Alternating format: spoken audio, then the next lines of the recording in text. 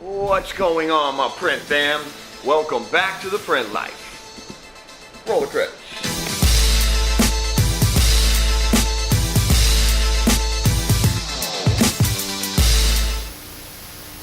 Today we're going to be picking back up where we left off Tuesday, which is dealing with my high density setup.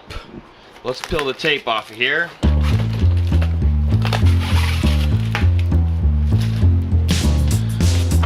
Thick stencil, so that's good.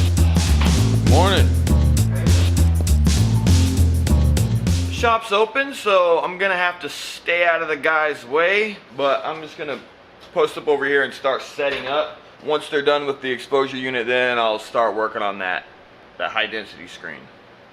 Before I start registering, I'm gonna draw my lines on my pallet. I'm gonna retape this one too. Old roll of pallet tape, I'm gonna see if I can salvage it. I'm thinking maybe if I just cut a few layers to peel them back, it'll still work.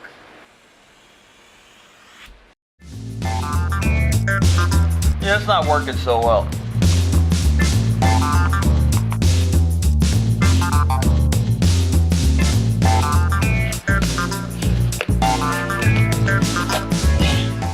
The end of it got bashed or something, so when it gets bashed like that, you can't unroll it.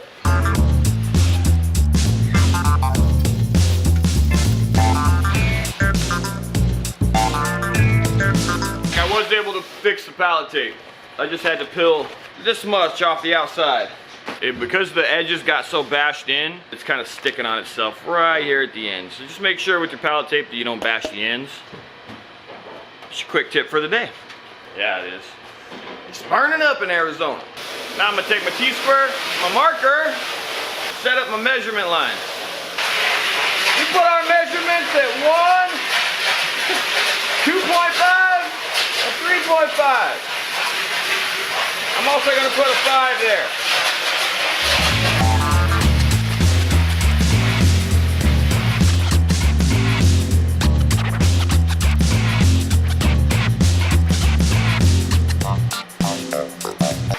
Now I'm going to tape my film on my pallet to get my image placement.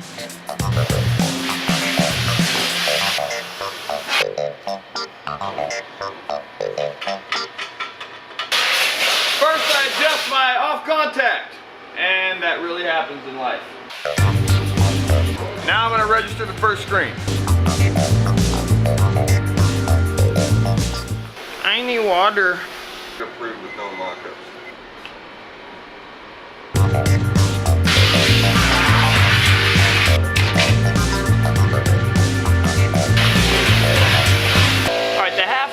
And the purple are more or less registered. I just gotta wait for them to finish up over there, and I'll start burning the white plate that I started on Tuesday but couldn't finish.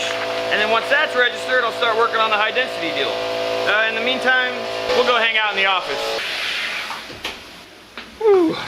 Now, one of the issues with trying to do personal projects in the shop while the guys are working is we just have such a limited amount of space. Which is another reason I'm strongly considering moving out of here. But spending money on it, never any fun. I also need a haircut. That's pretty much all we need then, is just that final estimate for the total out the door cost, and we'll be good to go. Alright, yeah, I'll keep an eye on my email. Yep. Thanks, brother. Bye. I just got off the phone with the Rock rep. I guess he's the West Coast rep. I only had a few questions that needed to be answered. First was the out-the-door cost of the thing, and then I was also trying to get answers on whether I should take advantage of their rental program as compared to making a purchase or a lease. I don't think I'm going to do a lease because that's crazy. Now while I'm waiting for those numbers to come through, I'm going to call my landlord and try to schedule an appointment to look at that space. Hey Beck, scheduled with the landlord. We're going to go look at that space in the next couple of days. So I've got my quote coming in for the equipment. Now my primary focus is going to need to be on securing financing. One of the biggest problems with any big purchase or a big move is all of the cash it requires. You have to put out a ton of money. From the move, to the down payment on the equipment, to the retrofitting the new place, to paint and walls and framing. It's just a really expensive endeavor. Same goes with anything in life. There's just no guarantees. So there's always that little seed of doubt that you could output all your money, all your time, all your effort, only for it to not work out. But I have confidence that it's the right time. So unless we get denied because of our credit or our financial status or something of that nature, we're gonna move forward. If you've recently made the jump from manual to automatic, let me know in the comments what the most terrifying part was for you before making the leap. And also, once you made the leap, what was the biggest hurdle you had to get over once you decided to do it? I'd love to hear about it in the comments. All right, back to the underbase.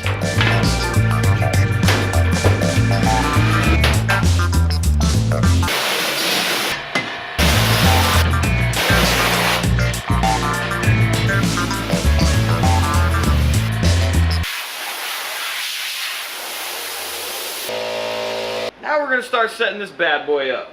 Everything in black is gonna be printing a very thick deposit of ink, creating what we call a high density print. But I do predict that we're gonna have some problems because the screen, let me show you. After further inspection, once the screen dried, a bunch of air bubbles popped up. So I'm gonna set this up just to show you how to do it, but I may have to do it again. All right. Let's see if this works.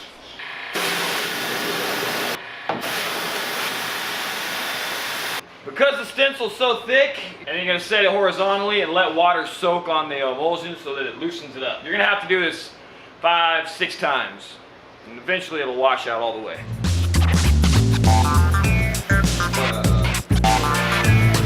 Getting there, we've rinsed it 4 times.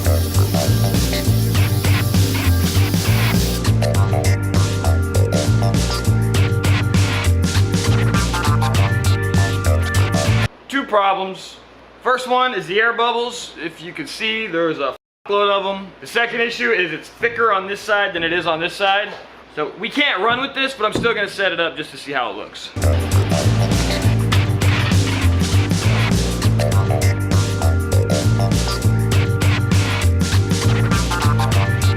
Yeah. Yeah.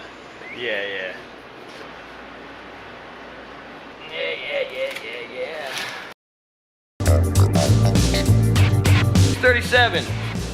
He's done, so I can start doing the print. Let's see how this turns out.